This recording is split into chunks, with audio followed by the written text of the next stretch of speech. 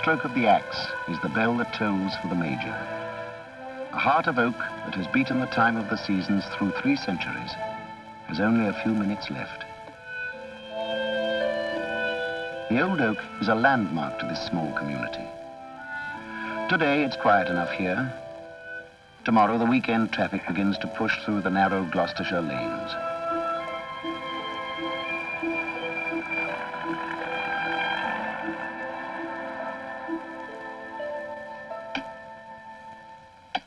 Tomorrow, the Major won't be here. A landmark and a traffic hazard is going under the axe.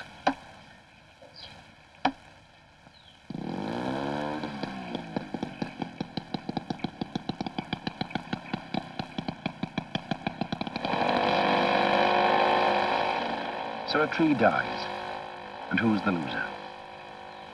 Life itself. Life in many forms, clinging to the strong tower of the tree, packing tightly in cracks and crevices. Here in late summer, a vapour moth eased out of her cocoon and laid her eggs on the empty husk before she departed. In the spring, they will hatch into caterpillars, unless they're spotted by a nuthatch on his dawn patrol.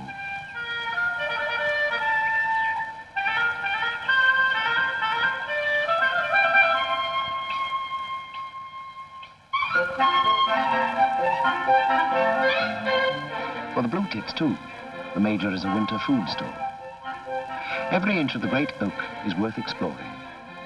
Even in deep winter, tiny insects are on the move. Minute wasps must reach the swelling buds to lay their eggs, if they can escape the bright birds' eyes that check all traffic here. The great tits join the search.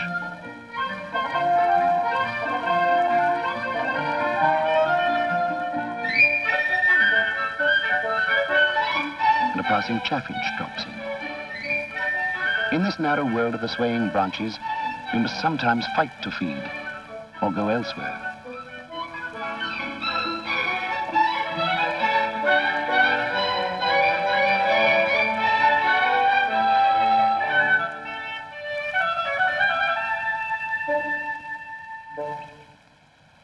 March brings the first of the night-feeding moths.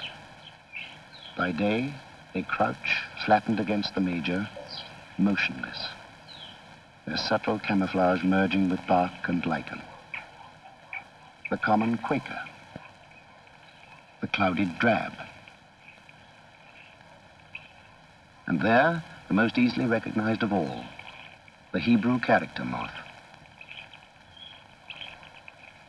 There on its wing, the likeness of a Hebrew letter.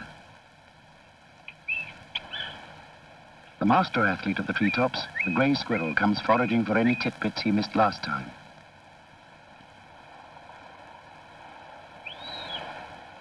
Food and shelter for many, the Major is something else for the song thrush.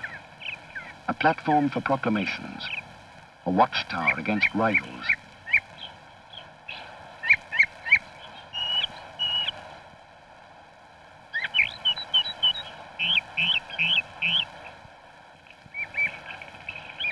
Alert to every danger, the timid ones come above ground to forage. The bank bull's search for food is never ending. Even in the coldest weather, he's a restless sleeper, can't hibernate peacefully as some do. Day and night, he looks for a satisfying vegetarian diet. A field mouse in daylight is coming home late. He only really needs to feed at night.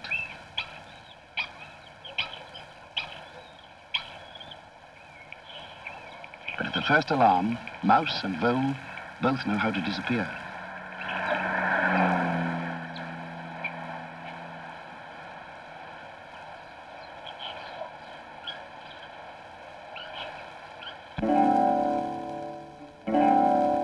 April, and the tense, shimmering moments of the first green haze. A sheen only, a veiled rumor.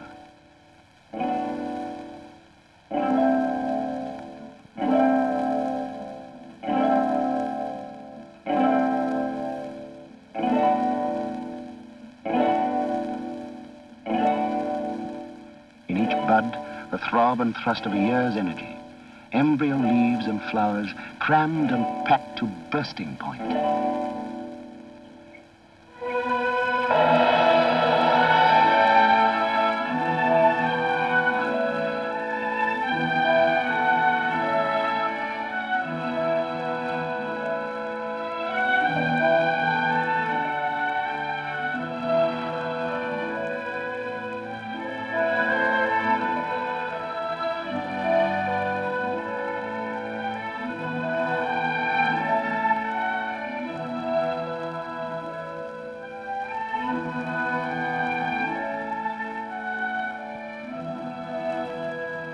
With the coming of spring, the Major gathers again his familiar circle of friends and neighbours.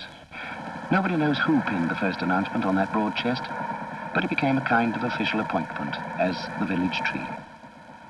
Notice board and meeting place, the Major looks down each spring on the oldest of all pastimes. Played, of course, to the rules of each new generation.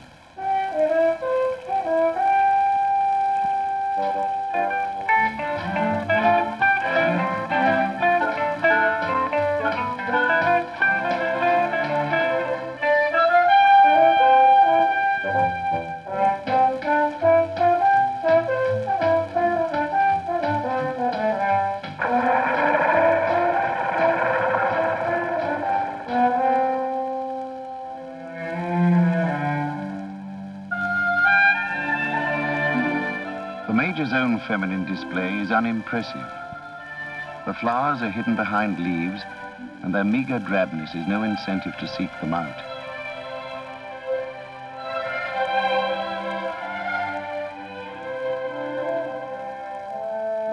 They're completely overshadowed by the brave display of the male catkins.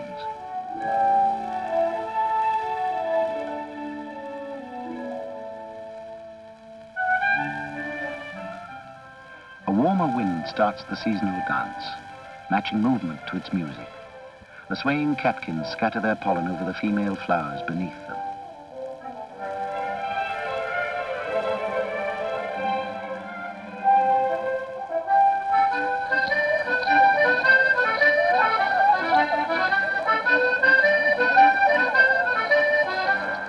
Springtime is for dancing.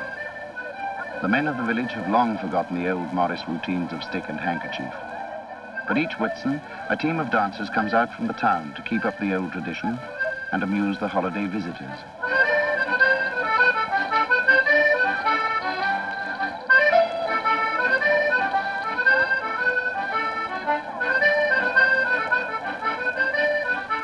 The dance is flagging, the finery fading. The male flowers slowly shrivel and wither. The fruits of the dance will come later, but meanwhile, the branches bear a curious berry.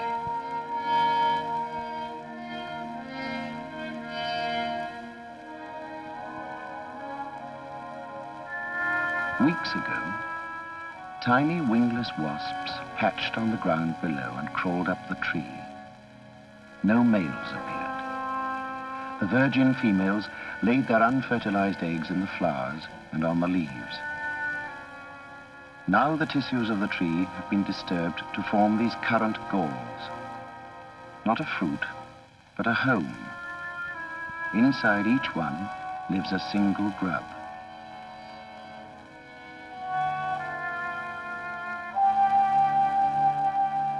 In some, an even smaller insect has left its own unwelcome grub to compete with the bigger one.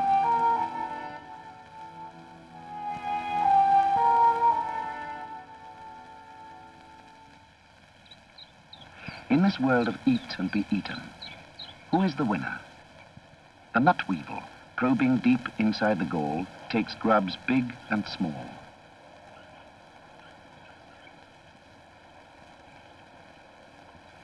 Some weevils can tackle tougher shells than the currant galls.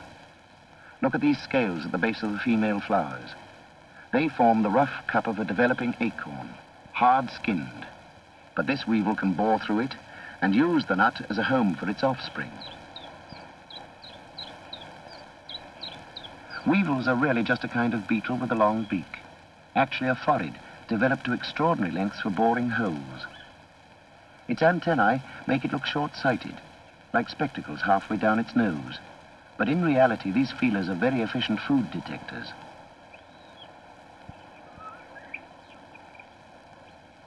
If they're disturbed, weevils tend to drop off their branch and sham death. But if they want to move away, they've got a perfectly good pair of wings. To us, the most familiar oak tree galls are the oak apples. They're big enough to be seen from the ground, and too big, incidentally, for the weevils to tackle. They're formed in the terminal buds by the action of yet another kind of wasp that lays its eggs there in the winter. Inside an oak apple, there's not just one grub, but a little community of them.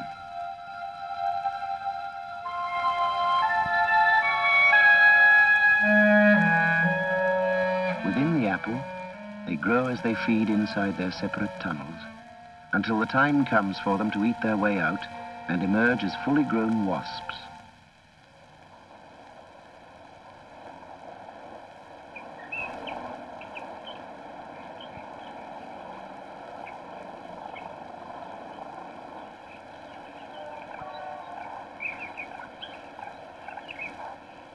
Dozens of wasps bite their way through the outer surface of each oak apple, leaving it in July riddled with holes like a pepper pot.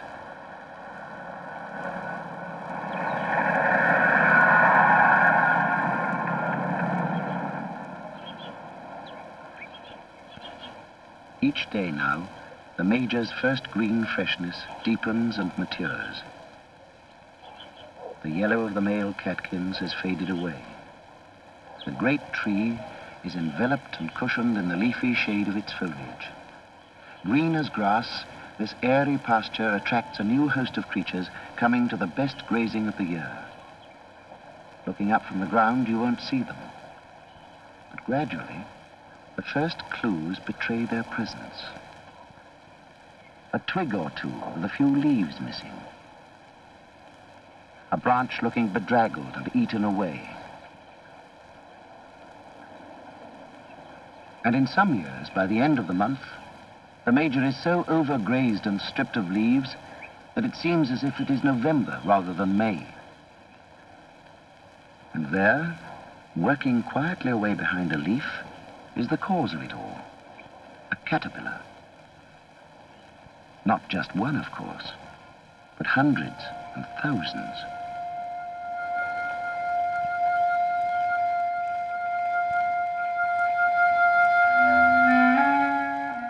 The looper-type caterpillars are among the most numerous of the larvae to be found on the tree, and they do immense damage to the Major's foliage. You can see how they got their name.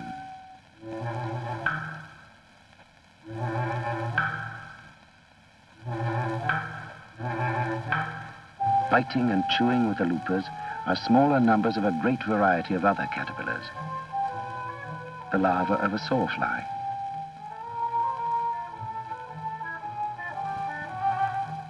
a Hebrew character moth, one of the tortrix moths, the hairy December,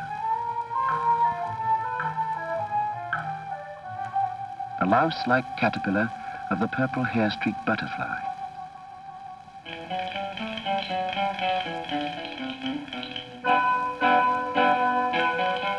and the colorful vaporer moth. Successfully hatched from their hiding place on the Major's trunk, the caterpillars make no secret of their presence now. Their bright colors are a warning to the birds to keep away. If they don't, they'll be choked and tickled with the tiny tufts of hair which the vaporers carry as their bodyguards.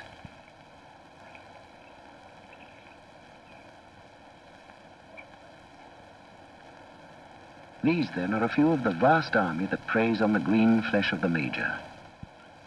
Now the stage is set for the greatest feasting of the year.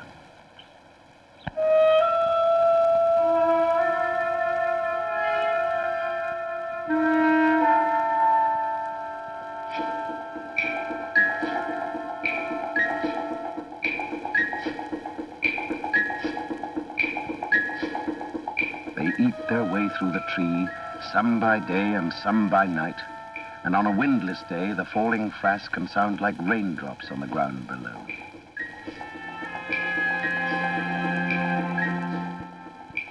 Such lushness of leaf invites the caterpillars, and such abundance of caterpillars attracts the birds. Eat and be eaten. Larger birds like rooks go for the treetops.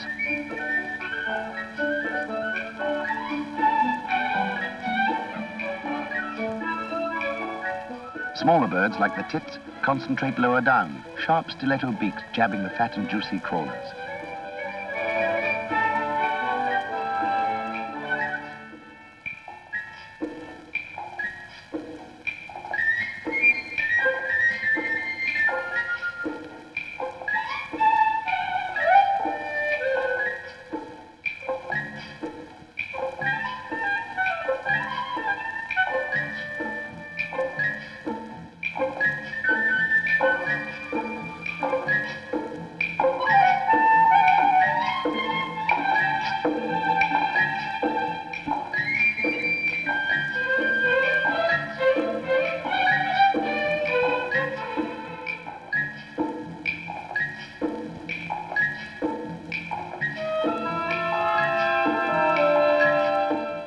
Every branch and twig of the major is astir with some kind of drama and excitement.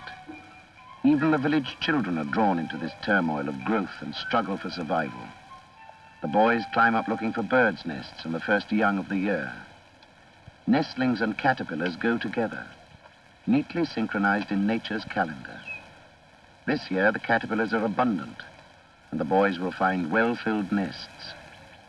The blue tit has her own wonderful and mysterious way of regulating the number of her chicks to suit the year's supply of food. An accurate gamble that has to be made before the caterpillars appear. What are the signs that foretell an 8-egg year or a 10-egg year? The boys couldn't be expected to know that. Come to that, nor could any of the villagers, because they see very little of life in the major's other world, apart from the chance encounter, that is.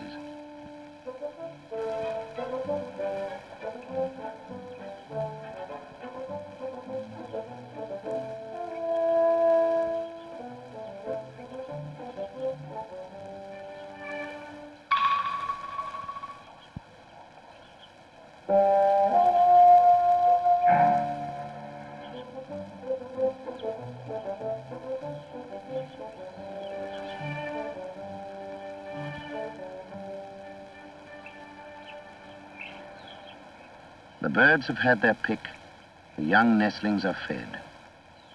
In spite of the slaughter, enough caterpillars live on.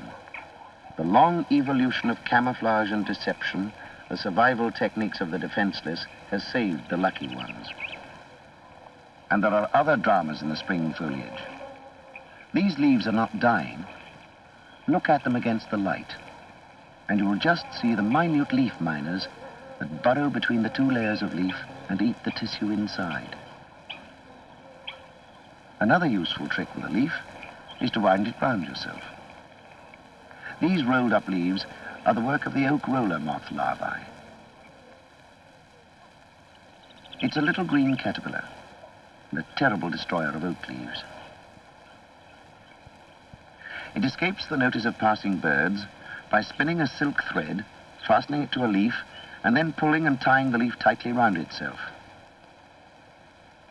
Inside this tent, it eats and pupates and eventually turns into a bright green moth. The loopers, too, know a trick or two in an emergency. Gripping with strong claspers at the back of their body, they can freeze stock still and rigid and pretend, like stick insects, that they're just a twig.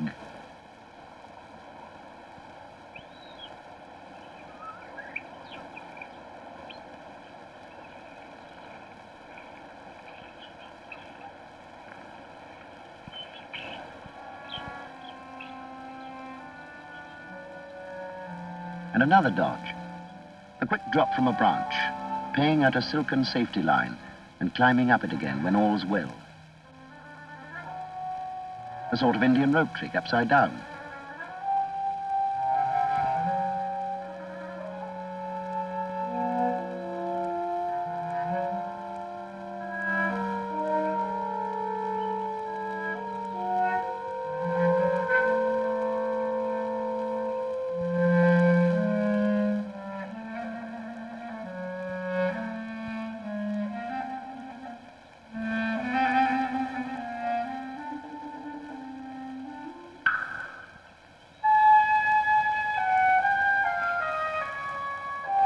Many caterpillars lower themselves to the ground in this way when the time comes to pupate and turn into moths or butterflies.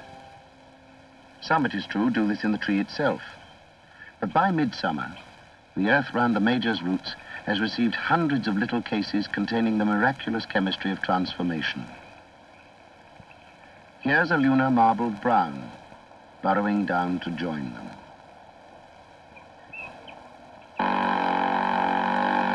Through the bark and the outer trunk, the saw is biting into the hardwood core. The major groans and resists, but the wound deepens. From time to time, the local people pause as they pass. Last respects, perhaps. Special memories bound up with the tree. Harry there with his wife Doris. He could tell you quite a story about the major. I don't think anyone in the village will forget Harry's great moment in the bank holiday cricket match, though it's 6 years ago now. He was always a bit of a slugger, was Harry. Batted late in the order and often didn't get a knock at all. But this day, he was needed.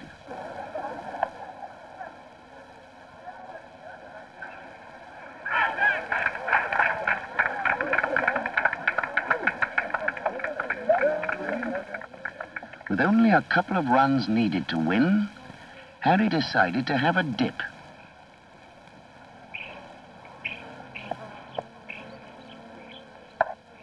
Look out there! For the first time anyone could remember, a six had landed slap on the top of the major. And a good many had tried before Harry did it. Yes, the major will be missed. But there's been a good crop of acorns this year, so there's a fair chance of an infant major starting to grow next year. This year saw the major's leaves really encrusted with spangled galls too. Starting as reddish circular growths on the underside of the leaves, they gradually swelled and spread outwards like some contagious sore, until they practically covered the entire surface of some of them.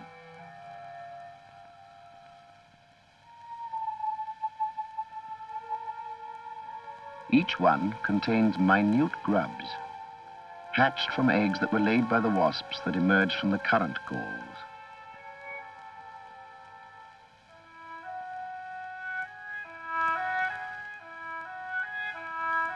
The major's leaves have probably always been covered with these galls in late summer. But just over 100 years ago, a new sort of gall appeared. Swelling in the leaf buds of the tree, these marble galls contain a single grub of yet another kind of wasp.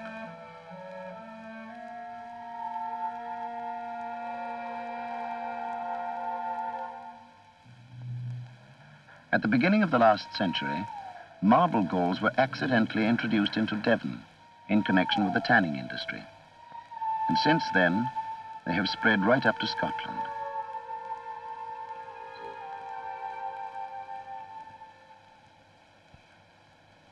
Mysterious things, marble galls. Not at all mysterious. Aphids.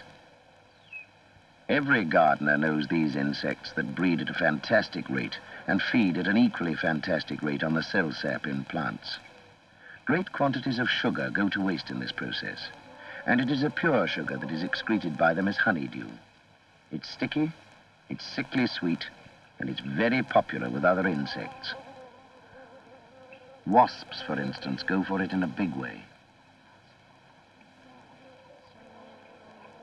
And just watch this 7-spot ladybird.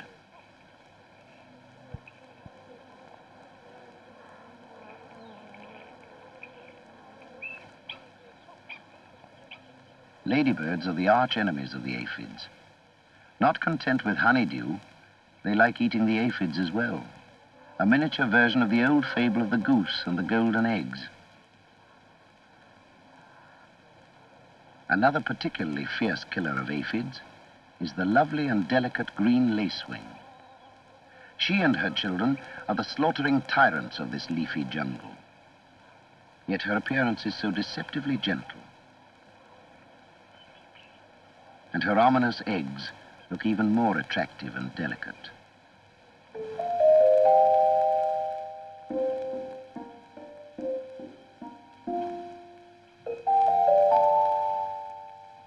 Before laying each egg, the lacewing squeezes a drop of sticky fluid onto a leaf and draws it out in a fine thread. The egg is laid on this hair-like stalk.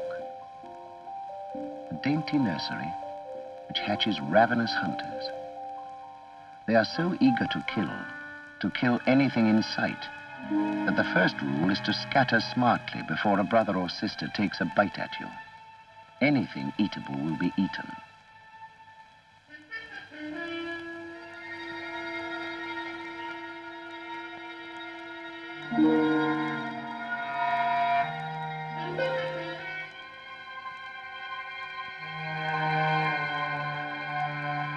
These ladybird grubs, themselves hunting aphids, are no match for a well-grown lacewing larva. You see how the lacewing can easily carry the ladybird in its pincer-like mandibles. It takes it off to a quiet spot and sucks out the juices.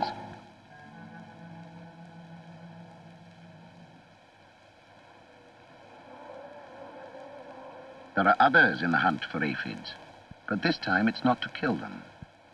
Wood ants, like wasps and hoverflies, are engaged strictly in the honeydew business. They're the farmers rather than the bandits of the insect world. Aphids are their cows. They even transport them from place to place, and they set about the job of collecting honeydew with terrific drive and organization. You can see a constant traffic of them running a shuttle service up and down the tree, passing honeydew from one to the next. But if you can see it, how much more can the woodpeckers see it? The long, sticky tongue of the great spotted woodpecker is ideal for mopping up a dish of ants.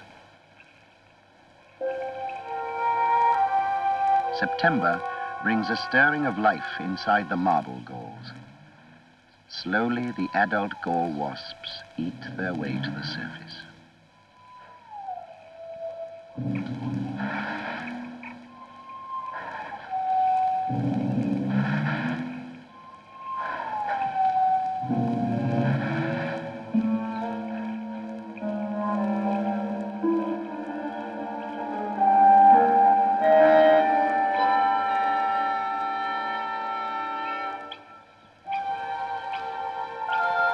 As each departs, a neat little exit hole reveals the secret of his birthplace.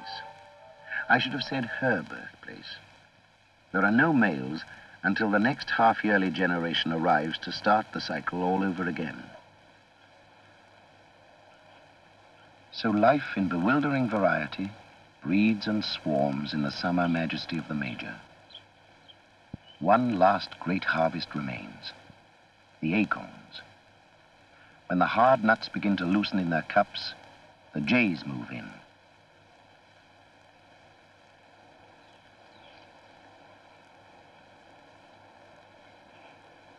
Each year, morning and evening, they come to the major to gather the acorns. Many of them the jays eat.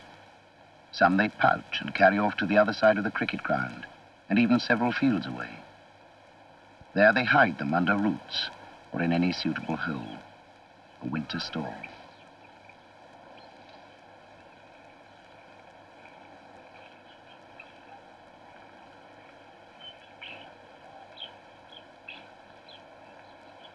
They say someone watched the jays for a month and counted the acorns they took. How many? A single jay in a month. Over 4,500 acorns. Mind, the birds never find all the acorns they bury. Some of them are left to sprout and grow. That's how many of our oak trees started. Perhaps the major himself was planted in the days of William and Mary by an absent-minded jay.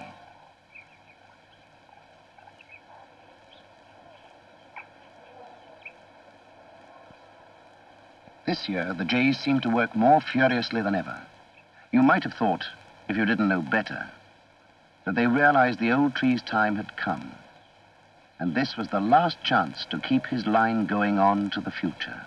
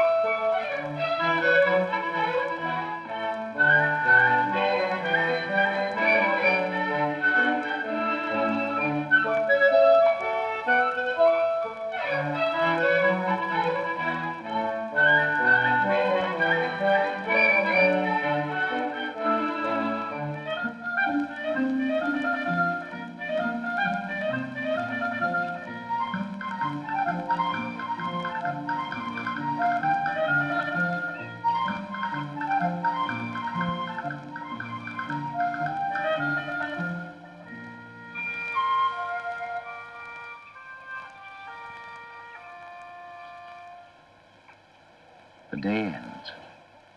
The tree is cleared. One of the jays has the last acorn for his evening meal.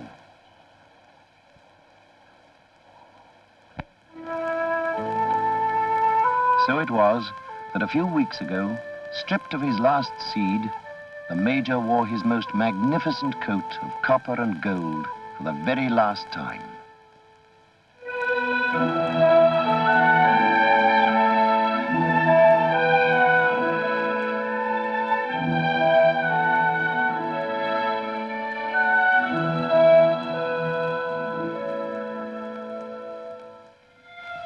At his feet, the litter and debris of the year.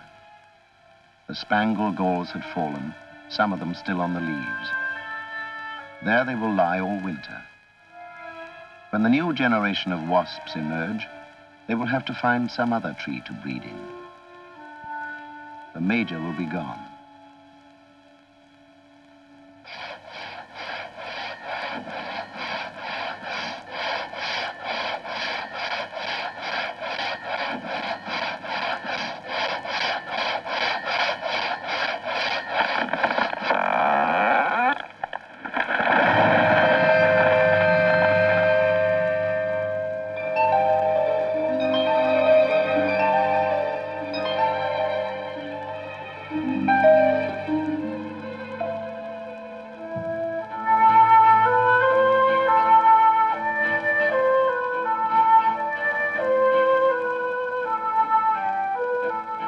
Tree of life to so many.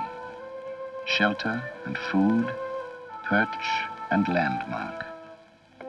Fading now to nameless brushwood and timber. Lingering in a few affectionate memories.